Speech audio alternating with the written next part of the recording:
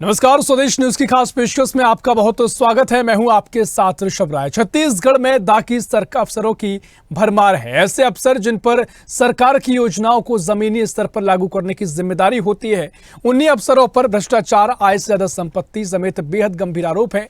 भारतीय प्रशासनिक सेवा, फॉरेस्ट और पुलिस के अधिकारियों पर अपराध भी दर्ज है। विधानसभा के शीतकालीन सत्र में बीजेपी सदस्य ने ऐसे अधिकारियों की जानकारी मांगी और रिपोर्ट में अधिकारियों की पोल खुली है। प्रदेश के इन अफसरों पर राज्य सरकार की भ्रष्टाचार निरोधक एजेंसी ने अपराध दर्ज किए हैं, तो कुछ पर भारत सरकार की जांच एजेंसी सीबीआई ने भी एफआईआर दर्ज की है। विधानसभा में सीएम की दी गई लिखित जानकारी के मुताबिक प्रदेश के 27 आईएएस अधिकारी ऐसे हैं जिनके खिलाफ भ्रष्टाचार, आय से ज्यादा संपत्ति को लेकर शिकायतें हैं। 11 अधिकारियों पर कई एजेंसियों में अपराध दर्ज है, तो 24 आईएफएस अधिकारियों के खिलाफ जांच एजेंसियों में जांच जारी है। छत्तीसगढ़ निर्माण के बाद से ऐसे दागी अफसरों की संख्या लगातार बढ़ती जा रही है और ऐसे अधिकारियों से सरकार की छवि धूमिल हो रही है। आलोक शुक्ल, अनिल टुटेजा, रानू साहू, समीर बिश्नोई, ऐसे तमाम अफसरों ने बीते सरकार में कोयला, शराब, डीएमएफ और चावल आपूर्ति में गड़बड़ी की और सरकारी खजाने को करोड़ों अरबों का चूना लगाया। दागी अफसर सरकार के लिए चुनौती बने हुए हैं। आखिर सरकार ऐसे दागी अफसरों से कैसे निपटेगी, ये एक बड़ा सवाल है। दागी अफसरों में आईएएस अनिल टुटेजा, रानू साहू, समीर बिश्नोई, लक्ष्मण सिंह, विवेकानंद झा शामिल हैं। इसी के साथ जनक राम नायक, राकेश चतुर्वेदी, संजय शुक्ला, दिलेश्वर साहू, ऋषि कुमार पर भ्रष्टाचार के आरोप लगे हैं। आलोक कटियार, कुलदीप शर्मा समेत प्रदेश के अधिकारियों पर पैसे मांगने, भ्रष्टाचार और आय से ज्यादा संपत्ति के मामले दर्ज हैं, जिनके खिलाफ जांच एजेंसियां जांच कर रही हैं। दागी अफसरों के कारण प्रदेश सरकार की योजनाओं पर पलीता लग रहा है, जिससे सरकार की छवि धूमिल हो रही है। ऐसे में कांग्रेस सरकार पर कई आरोप लगा रही है और दागी अफसरों पर कार्रवाई नहीं करने की बात कह रही है। हालांकि सरकार ऐसे अफसरों के खिलाफ जांच बैठाकर कार्रवाई करने की बात कह रही है।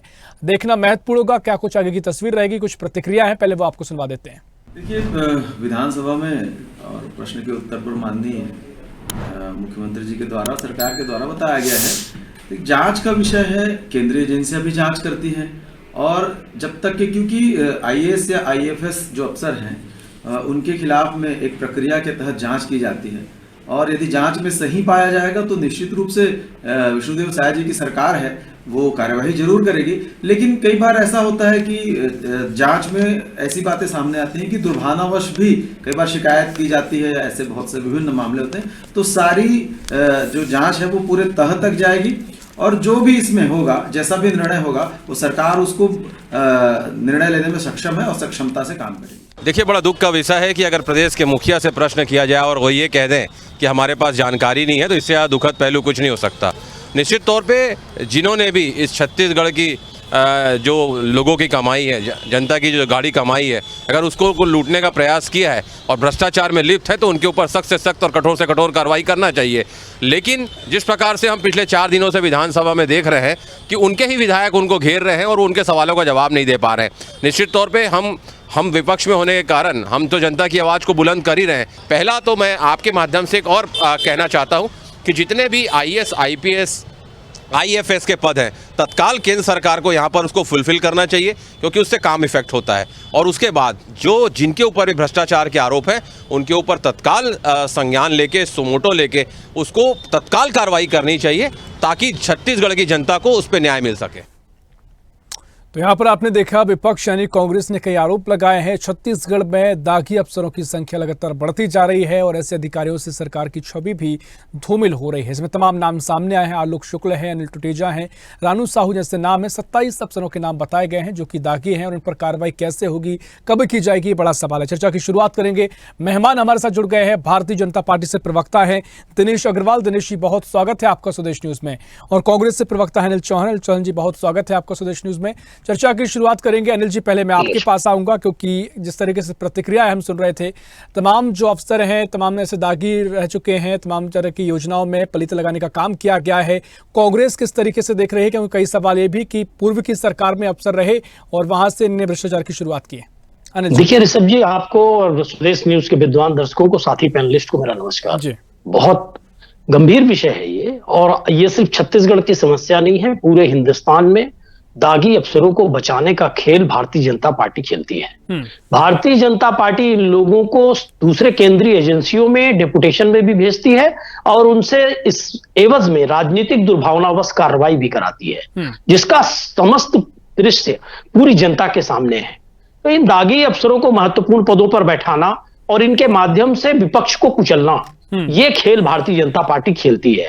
भारतीय जनता पार्टी सिर्फ उत्तर प्रदेश, बिहार जैसे कई स्टेट है जहां बड़े बड़े नमामि गंगे और इस तरह के बड़े बड़े प्रोजेक्ट आए, वहां भी इन अफसरों को बचाने का काम किया गया। छत्तीसगढ़ में भी वही कहानी है।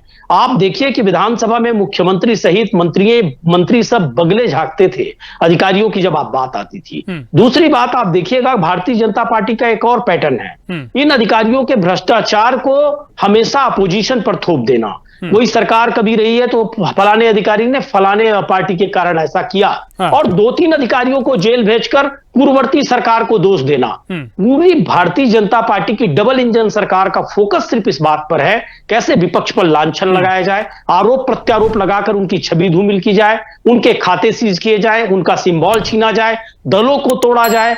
इसी पर पूरा फोकस है। जो पत्रकार या जनता सवाल पूछे उनका दमन किया जाए और अधिकारियों को बचाया जाए, और इस एवज में अधिकारियों की प्रतिनियुक्ति कहीं करके उनसे दूसरे काम लिए जाए, जिससे कैसे भ्रष्टाचार किया जाए। अनिल चौहान जी, लगातार एक लंबी फहरिस्त आपके सवालों की रही है। दिनेश अग्रवाल जी कम समय के लिए जुड़े हुए, पहले उनके पास में आता हूं। दिनेश जी, अनिल जी ने तमाम आरोप लगाए हैं और कांग्रेस के भी तमाम आरोप हैं। ऐसे दागी अफसर अगर आपके सामने हैं, सब कुछ आपके सामने है स्थिति, तो क्यों कार्रवाई नहीं की जा रही है? और तमाम तरीके से इस पूरी स्थिति से प्रदेश की सरकार की छवि भी धूमिल हो रही है, कई सवाल तो वैसे भी उठ रहे हैं। क्या कुछ आप कहेंगे दिनेश जी? देखिए, जब कांग्रेस आई है, चाहे मैं केंद्र सरकार की बात करूं चाहे राज्य सरकार की बात करूं, केंद्र की बात करूं तो कॉमनवेल्थ घोटाला, 2G घोटाला, कोल घोटाला, ये न जाने कितने घोटाले इन्होंने किए हैं। और मैं आपके चैनल में बड़ी विनम्रता के साथ और सादगी इसके साथ कहना चाहूंगा, 10 साल केंद्र की हमारी सरकार हो गई, एक भी भ्रष्टाचार के आरोप नहीं लगे। और जबकि ईडी और आईटी इतनी बड़ी कार्यवाही कर रही है देश में कि भ्रष्टाचारियों को जेल भेजने का काम अगर कोई कर रही है तो भारतीय जनता पार्टी और नरेंद्र मोदी की सरकार कर रही है। आज देश में कई जगह ईडी आईटी के रेड पड़ रहे हैं, क्योंकि भ्रष्टाचारी को अंदर करना ये भारतीय जनता पार्टी की सबसे बड़ी भारी बात हुई है। इन लोग भ्रष्टाचार करते हैं और हम भ्रष्टाचारियों को अंदर करते हैं। ये रीति और नीति है। अब मैं आऊं राज्य सरकार की। 15 साल रमन सिंह की सरकार थी, एक घोटाले का आरोप इन्होंने नहीं लगा पाया, और लगाया तो उसको प्रूफ नहीं कर पाया। लेकिन वहीं 5 साल के लिए इस क्षेत्र की जनता इनको प्रतिनिधित्व कर देती है झूठे घोषणा पत्र पे आकर। और आप हम सब देखते हैं कि रानू साहू, समीर विश्नोई, सौम्या चौरसिया, सूर्यकांत तिवारी जैसे ना जाने कितने अधिकारी से इन्होंने गलत काम करके उनको जेल का रास्ता दिखवाया है। और भारतीय जनता पार्टी की केंद्र की सरकार और राज्य की सरकार इनको कंटिन्यू अपराधियों को पकड़ पकड़ के जेल भेजने का काम कर रही है। ये तो अधिकारियों से करप्शन कराते थे, हम अधिकारियों को जेल भेजने का काम कर रहे हैं जो अधिकारी गलत कर रहे हैं। और अच्छे को पुरस्कृत करने का काम भारतीय जनता पार्टी करते आई है। ये हमेशा ये कार्य किए हैं कि इन्होंने भ्रष्टाचार का गढ़ बना दिया मेरी छत्तीसगढ़ महातारी को। और आप हम सब देखें कि छत्तीसगढ़ की महातारी कैसे कलंकित हो गई थी। सीबीआई जैसी एजेंसी को इन्होंने बैन करके रखा था। अरे चोर चाहता है कि उसके यहाँ पुलिस थाना ना खोले, पुलिस प्रशासन ना आए, और वही चीज। हाँ, लेकिन एक सवाल और है, वो जो प्रतिक्रिया हमने सुनी वो ये कह रहे हैं कि पहले तो वो केंद्र से कांग्रेस अपील कर रही है कि वैसे भी मध्य छत्तीसगढ़ में चाहे आईएएस अधिकारी हो, आईएफएस हो या आईपीएस हो, इनकी कमी है, पहले तो इनकी पूरी भर्ती की जाए। और साथ ही वो सवाल ये कर रहे हैं कि 1 साल से ज्यादा समय आपकी सरकार को हो चुका है, अभी तक क्यों कार्रवाई नहीं की गई? क्यों कार्रवाई नहीं की गई? आप पत्रकार हैं, आप बताइए, पीएससी घोटाले के आरोपी जेल गए कि नहीं गए? बताइए, दारू घोटाले के आरोपी गए जेल गए कि नहीं गए? आप बताइए, राशन घोटाले के आरोपी जेल गए कि नहीं गए? आप बताइए, कोयला घोटाले के आरोपी जेल गए कि नहीं गए? अरे भारतीय जनता पार्टी तो ये चोरी किए हैं। इनके ये अधिकारियों को चोर बना दिए थे, उनको जेल भेज के हमने एक संदेश दे दिया कि पार्टी किसी की भी हो भ्रष्टाचार मत करिएगा, क्योंकि पार्टी तो आती जाती है, लेकिन जो कागज है वो बताता है। फिर समय कब मैं दिनेश जी के पास तो उनके पास फिर आऊंगा मैं। अनिल जी, क्विक रिएक्शन आपका। इसकी सरकार 2004 से 14 तक देश में थी। बड़े बड़े अधिकारियों की बात छोड़ दीजिए, केंद्रीय मंत्रियों तक पर आरोप लगा तो उनको जेल की हवा खानी पड़ी। और कभी भी मनमोहन सिंह के नेतृत्व में चल रही कांग्रेस सरकार ने भ्रष्टाचारियों को नहीं बचाया। अभी जिस कॉमनवेल्थ घोटाले और कई घोटालों की बात की है, सारे लीडरान, सारे नेता इनके साथ हैं। अब वो वॉशिंग मशीन में धुल के इनके नेता बन गए। इन्होंने किसी को राज्यसभा पहुंचा दिया, किसी को लोकसभा। ये लगभग ऐसे 150 नेता हैं जिन पर स्वयं मोदी जी ने भ्रष्टाचार का आरोप लगाया, चाहे वो हिमंता बिस्वा शर्मा हो, ज्योतिरादित्य हो, अशोक चौहान हो, मैं नाम गिनाऊंगा तो शाम हो जाएगी। और उसके बाद अपनी पार्टी में लिए वॉशिंग मशीन में साफ किए और बोले ये सबसे ईमानदार आदमी है। नवीन जिंदल पर तो 2 दिन में सारी जांच बंद कर दी गई। तो ऋषभ जी, अधिकारियों को बचाना, नेताओं को बचाना, चाहे ब्रजभूषण सिंह शरण सिंह हो, चाहे टेनी मिश्रा हो, खुलेआम दबंगई किए, खुलेआम दादागिरी किए, भ्रष्टाचार किए, उन सारे नेताओं की पनाहगाह भारतीय जनता पार्टी और मोदी सरकार है। ईडी, आईटी, सीबीआई या चुनाव आयोग तक को किस तरह की स्थिति में मोदी सरकार ने छोड़ा है, ये पूरा देश जानता है। ऐसी परिस्थिति में 27 आईएएस और लगभग 24 आईएफएस और कितने आईपीएस पर आरोप हैं, अपराध दर्ज हैं, उन पर क्या कार्रवाई हुई ये नहीं बता रहे हैं दिनेश अग्रवाल जी। ये बताने की कोशिश कर रहे हैं कि पीएससी में 2-3 अधिकारियों को जेल भेज के तीसरे कर लिए। अरे 2008 के पीएससी आरोपी कहां हैं, जो रमन सरकार में हुआ? हमारी पूर्ववर्ती सरकार तो उस पर जांच ही नहीं कर सकती थी। आप सुप्रीम कोर्ट से स्टे लेके बैठ गए थे और धर्मलाल कौशिक जी याचिकाकर्ता बन जाते हैं झीरम घाटी में जब हमारी सरकार जांच करने को सोचती है। तो देखिए, भ्रष्टाचारियों को, बाहुबलियों को, अपराध करने वालों को भारतीय जनता पार्टी हमेशा प्रश्रय देती है। एक भी भाजपा का नेता आप नहीं पाएंगे जिस पर आरोप लगा हो और कोई जांच केंद्र की सरकार करवाई हो, कभी नहीं। ना राज्य की सरकार जांच कराती है, ना केंद्र की सरकार। वहीं आप कांग्रेस सरकारों में देख लीजिए, विधायक, सांसद तो छोड़ दीजिए, आईएएस, आईपीएस, आईएफएस तो छोड़ दीजिए, केंद्रीय मंत्री भी जो अदालत से बाद में छूट गए, बरी हो गए, लेकिन आरोप लगने पर सख्त से सख्त कार्रवाई कानूनी प्रक्रिया के अनुसार हमेशा कांग्रेस की सरकार ने किया। ये 2G स्पेक्ट्रम की बात कर रहे थे, उसी में एक अनुमेजी और राजा साहब जेल गए, बाद में न्यायालय ने उनको बरी किया, लेकिन मनमोहन सरकार ने इस्तीफा लेने और जेल भेजने में कमी नहीं की। तो देखिए, ऐसा एक भी उदाहरण इनके पास नहीं है। मैं तो ऑनलाइन स्वदेश चैनल पर दिनेश अग्रवाल जी को चुनौती देता हूं कि 3 भाजपा नेताओं के नाम बताएं जिन पर कोई भी एजेंसी कार्रवाई की हो, और विपक्ष के 3 नेता बताएं जिनको इन्होंने छोड़ा हो। पूरे हिंदुस्तान में इन्होंने कहर ढा दिया है पक्षपात। दिनेश अग्रवाल जी, मैं छत्तीसगढ़ की बात करूं तो ये अनिल चौहान जी बहुत बड़ी बड़ी बात कर रहे थे। 5 साल इनकी शासन थी, एक भी नेता या एक अधिकारी को ये अंदर करवाएगा? सुनिए अनिल जी, आप बहुत बोलते हैं, सुनने का धीरज रखिए। झूठ बोलना आसान है और सच सुनना बहुत कड़वा है। आपको सच सुनने से बहुत मिर्ची लगती है। भ्रष्टाचारियों, पूरी पार्टी कांग्रेस की भ्रष्टाचारी है, पूरी पार्टी डूबी हुई है कांग्रेस के भ्रष्टाचार में। इसीलिए तो चलिए इन्हीं से डिबेट ले लीजिए, मेरा समय कम है। नहीं, आपको इन्हीं को बोलना है तो इन्हीं से बोलवा लीजिए, मुझे कोई दिक्कत नहीं, टाइम दीजिए। 3 नेता सत्ता पक्ष के बताइए जिन पर कार्रवाई हुई हो, नहीं बता पाएंगे आप। मेरी चुनौती है, लाइव चुनौती है आपको दिनेश अग्रवाल जी। अगर विद्वान वक्ता है तो बताइए, अपने जनरल नॉलेज को दबाव दीजिए और बताइए हमें कौन 3 भारतीय जनता पार्टी के नेता हैं जिन पर कार्रवाई हुई। कभी नहीं बता पाएंगे। चलिए ठीक है, मुझे लगता है कि दिनेश अग्रवाल जी का संपर्क टूट गया है, उनसे हम दोबारा जुड़ने की कोशिश करेंगे। अनिल चौल जी, मैं आपके पास आ रहा हूं।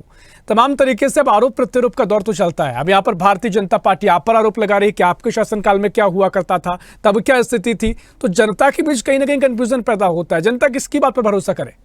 ऋषभ जी, बहुत अच्छा सवाल है आपका, निश्चित रूप से बहुत प्रासंगिक सवाल है। देखिए, ये युगों युगांतरों से होता आया है कि अधिकारी या मानव स्वभाव जो भी इस युग में इस धरती पर पैदा हुआ है, उसमें कुछ कमियां रहती हैं। भ्रष्टाचार को आरोप भी हमेशा लगे। सवाल इस बात का है कि भ्रष्टाचारियों और अपराधियों पर कौन सी सरकार ने कार्रवाई की। तो आप देख पाएंगे कि कांग्रेस की सरकारें जब भी रही, कार्रवाई हुई। भारतीय जनता पार्टी ने 2014 से, जब से दिल्ली में उन्होंने सत्ता पाई, तब से उन्होंने डेमोक्रेसी को कैसी स्थिति में लाया। एजेंसियां कितनी पंगु हो गई, आप देखिए। चंदा वसूली तक एजेंसियों के माध्यम से हो रही है, दलों को तोड़ा जा रहा है। ये शासकीय एजेंसियों का काम नहीं है, ये कदाचरण है। न्यायालय चिंतित है, बड़े बड़े विद्वान चिंतित हैं कि लोकतंत्र किस ओर जा रहा है। भारतीय लोकतंत्र पर इन्होंने कुठाराघात किया है। इन्होंने हमेशा भ्रष्ट लोगों को सहारा दिया है। भ्रष्टाचार के आरोप 1-2 प्रवक्ता नहीं, दिनेश अग्रवाल जी बहुत आदरणीय हैं, इनके जैसे प्रवक्ता ने आरोप नहीं लगाए। स्वयं प्रधानमंत्री जिन पर आरोप लगाते थे, वो कहते थे कि इनके इर्द गिर्द खड़े रहने से हमारा ऑरा कम हो जाता है। प्रभाव कम हो जाता है, भ्रष्टाचारियों के आसपास खड़ा नहीं होना चाहिए। उन भ्रष्टाचारियों की जमात लगा ली आपने, 150 ऐसे नेताओं को आपने अपनी पार्टी में विलय किया जिस पर प्रधानमंत्री भ्रष्टाचार के आरोप लगाते थे। हाँ। तो ऋषभ जी, भ्रष्टाचार 2014 से अपनी चरम पर पहुंच गया है और एक ऐसी कंपनी है नहीं, जिसको लेकिन east Anil India Chauhan company की जी, तरह ठीक है, आप ये तर्क का रखते हैं, फिर षड्यंत्र वो भी चल एक तर्क रखते हैं, वो कहते हैं कि इतने साल डबल इंजन की सरकार को हो गए, 10 साल से ज्यादा केंद्र में उनकी सरकार है। अब एक भी ऐसा मामला वो कहते हैं कि सामने नहीं आया जो भ्रष्टाचार के केस में कोई नेता गया हो, जो बीजेपी की सरकार है उसमें से कोई ऐसा नाम सामने आया हो, तो वो अपने को आप तो पाक साहब बताते हैं। देखिए, इतने आरोप लगे, कैग और सेबी जैसे, आप देखिए कैग को मुंह बंद करा दिया गया, सेबी जैसी संस्था की जो चेयरमैन है वो खुलेआम कैसे अदानी ग्रुप को मदद कर रही है, सारा भ्रष्टाचार उजागर है।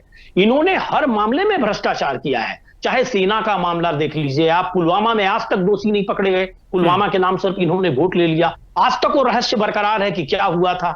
खुलेआम भ्रष्टाचार जिस तरह से एयरक्राफ्ट की खरीदी में हुआ, शस्त्रों की खरीदी से लेके, किसानों से लेके, चाहे छत्तीसगढ़ की महतारी बंधन की बात कर लीजिए, कई हजारों करोड़ का घोटाला हुआ।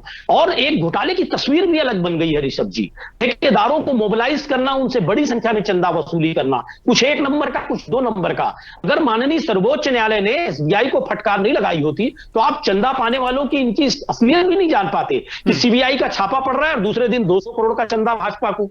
महादेव से लेके जैसे जितने ऐसे गेमिंग ऐप हैं, ये लगातार चंदा दे रहे हैं भारतीय जनता पार्टी को, और ये हम वो चंदा जानते हैं जो 1 नंबर में मिल रहा है, जो 2 नंबर में चंदा वसूली कर रहे हो तो पता ही नहीं चल रहा है। हाँ। किस तरह से एक व्यक्ति विशेष के लिए नीतियां बन रही हैं, सार्वजनिक उपक्रम उसको बेचे जा रहे हैं और उससे शेयर ले रही है भारतीय जनता पार्टी। ये पूरा हिंदुस्तान जानता है, पूरे हिंदुस्तान को धर्म के नाम पर भटकाया जा रहा है, मुद्दों से भटकाया जा रहा है, भ्रष्टाचार की बात नहीं होती, जो कर्ज हिंदुस्तान पर बढ़ता जा रहा है उस पर बात नहीं हो रही है। क्यों हेयर कट और राइट ऑफ के नाम पर बड़े बड़े 2-3 उद्योगपतियों का लाखों करोड़ का कर्ज माफ हुआ, किसानों का कर्ज माफ अनिल नहीं हो रहा चौहान जी, है। देखिए ऐसे महत्वपूर्ण कितने सवाल आपके हैं, एलिगेशन क्योंकि हैं जिस पार्टी तरीके पर। से सियासत होती आई, मुझे नहीं लगता कि ये जो तमाम सवाल आपने खड़े किए हैं ये ना उठते हो। यही सवाल लगातार सियासी चर्चाओं में रहते भी हैं।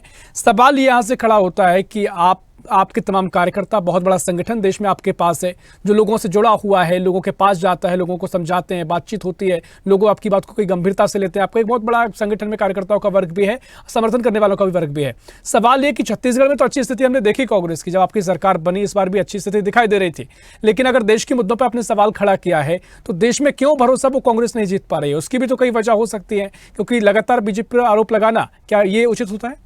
देखिए, 1930 में महात्मा गांधी से ऐसे सवाल पूछे गए थे कि आप पूरे राष्ट्र के नेता हैं, आप बहुत बड़े लीडर हैं, आजादी की लड़ाई लड़ रहे हैं, तो क्यों देश आपके साथ नहीं आ रहा है, क्यों अंग्रेजों को आप नहीं भगा पा रहे हैं? तो महात्मा गांधी ने जो जवाब उस समय दिया था, हाँ। सम्मानित विद्वान पत्रकारों को, लेखकों को, वही जवाब मेरा भी है कि इस देश को किस तरह से डिवाइड एंड रूल के आधार पर अंग्रेजों ने बांटा, और वही काम धर्म की अफीम चटाकर, कभी जाति की अफीम चटाकर, कभी सांप्रदायिकता फैलाकर, कभी अफवाहें फैलाकर किस तरह से भारतीय जनता पार्टी ने किया।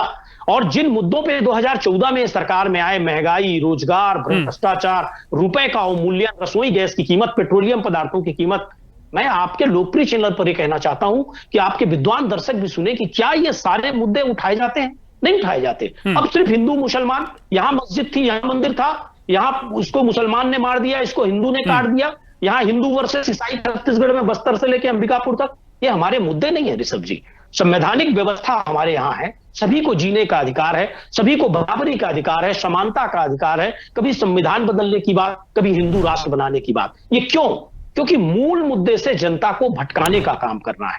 तो भारतीय जनता पार्टी अंग्रेजों की तरह कहीं ना कहीं कई जगह सफल भी हो जाती है, लेकिन स्थायी सफलता नहीं हो सकती ऋषभ जी।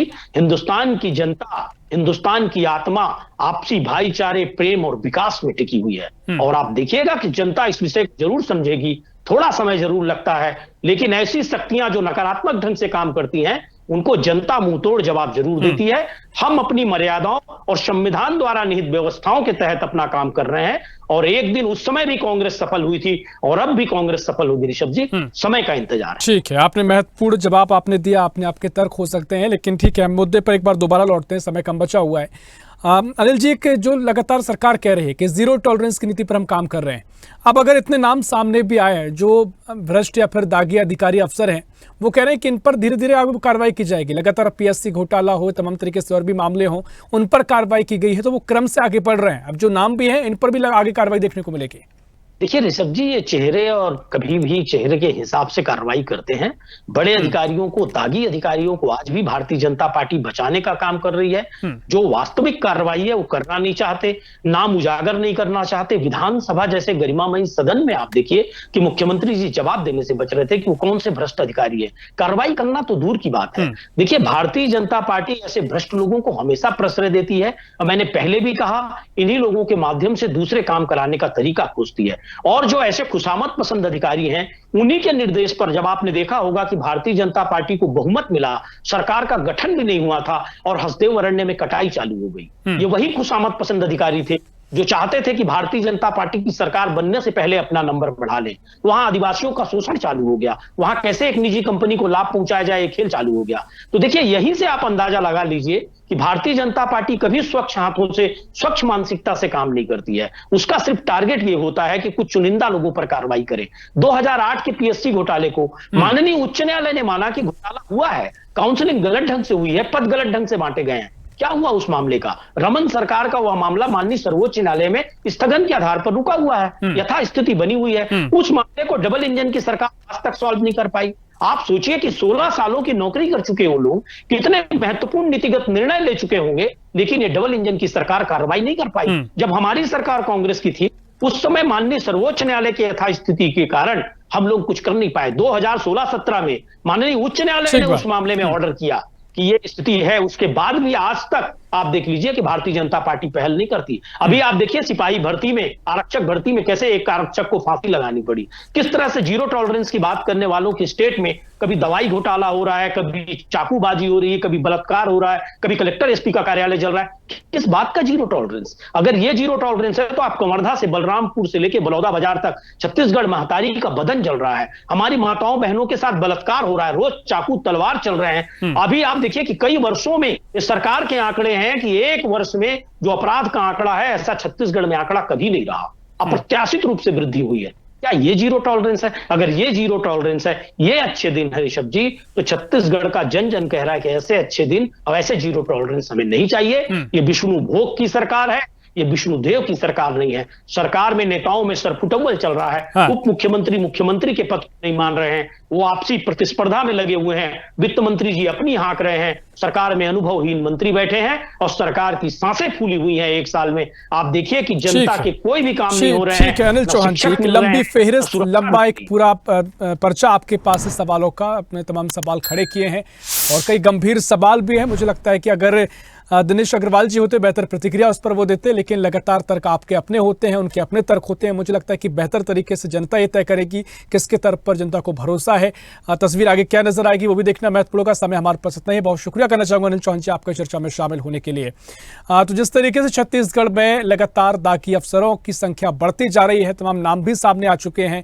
आलोक शुक्ल, नलिन टुटेजा, रानू साहू, समीर विष्णु जैसे तमाम अफसर हैं जो लगातार सरकार में कोयला, शराब, डीएमएफ और चावल आपूर्ति में गड़बड़ी के नाम में शामिल रहे हैं। ऐसे में देखना महत्वपूर्ण होगा सरकार कब और कैसे इन पर कार्रवाई करती है। फिलहाल के लिए इस खास पेशकश में इतना ही। देश प्रदेश की और भी खबरों के लिए देखते रहिए स्वदेश न्यूज, सबसे पहले देश। ऐसी ही खबरों के लिए हमें लाइक करें, शेयर करें, फॉलो करें और यूट्यूब पर सब्सक्राइब करें और बेल आइकन दबाना ना भूलें। साथ ही ताजा अपडेट्स के लिए हमारी वेबसाइट स्वदेशलाइव.com पर जरूर जाएं।